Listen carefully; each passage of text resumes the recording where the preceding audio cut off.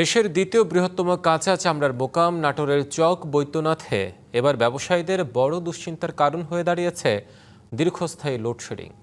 বিদ্যুৎ সংকটে চামড়া সংরক্ষণ ব্যাহত হওয়ায় গুণগত মান কমে যাচ্ছে এবং লোকসানের আশঙ্কা করছেন ব্যবসায়ীরা। নাটোরের চক বৈদ্যনাথ চামড়া মোকামে বিভিন্ন জেলা থেকে আসা কাঁচা চামড়ার সংগ্রহ, বাছাই, লবণজাত ও সংরক্ষণ করা হয়। এবার কোরবানির ঈদে 15 থেকে 20 লাখ পিস চামড়া সংগ্রহের আশা করেছিলেন ব্যবসায়ীরা, তবে সেই লক্ষ্যমাত্রা পূরণ হয়নি। মরার ওপর খাড়ার ঘা, ঘন ঘন লোডশেডিংয়ে মারাত্মকভাবে ব্যাহত হচ্ছে চামড়া সংরক্ষণ কার্যক্রম। লবণ লাগানো বা দেখাশোনা বিভিন্ন কাজ থাকে, বিদ্যুতের অভাবে চরম একটা দুর্ভোগ। কারেন্ট থাকে না, এই কারেন্টের কারণে আর কি লবণ করা ঠিক মতন হয়নি, জন্য চামড়াগুলো বেশি নষ্ট হয়েছে। বিদ্যুৎ না থাকার কারণে লেবাররা কাজকাম করতে পারতেছে না, মহাজনেরা মাল দেখতে পারতেছে না, এতে অনেক সমস্যা। কাঙ্ক্ষিত দাম না পাওয়ার পাশাপাশি বাড়ছে লোকসানের শঙ্কা।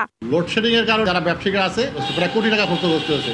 এই ক্ষতিগ্রস্ত দায়ভার কে নেবে? 300 টাকার বিল আসছে 3000 টাকা। এই বিলটা ভৌতিক বিল কেমনে আসে এটা আমার জানা নাই। বিদ্যুৎ না থাকার কারণে আমাদের চামড়ার কাজে লেবাররা মাল লবণ করতে পারে নাই। কোম্পানিরা যখন আসে তখন চামড়া দেখতে আলো অন্ধকারে মালের যাচাই নিয়ে বিভ্রান্তি।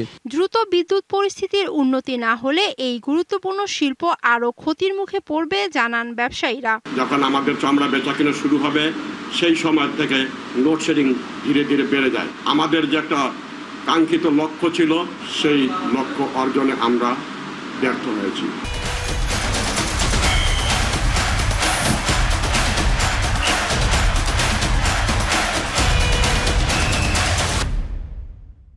আগামী কুরবানিতে এই ধরনের সমস্যার সম্মুখীন যেন আমরা না হই, তারা যেন এটার প্রতি সচেষ্ট থাকে। পল্লী বিদ্যুৎ কর্তৃপক্ষ বলছে প্রতিদিন গড়ে 6 থেকে 7 ঘন্টা বিদ্যুৎ সরবরাহ ব্যাহত হয়।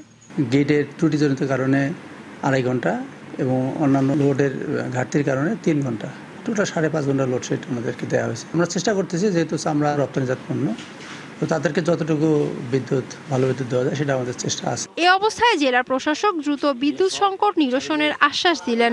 ঈদুল আজহার সময়টাতে প্রয়োজনীয় বিদ্যুৎ সরবরাহ প্রদান করা হয়েছে এবং এই ধারা যাতে অব্যাহত থাকে এই জন্য আমরা ইতিমধ্যেই জিএম পল্লী বিদ্যুৎকে নির্দেশনা দিয়েছি।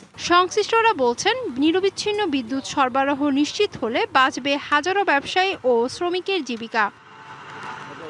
DBC news desk.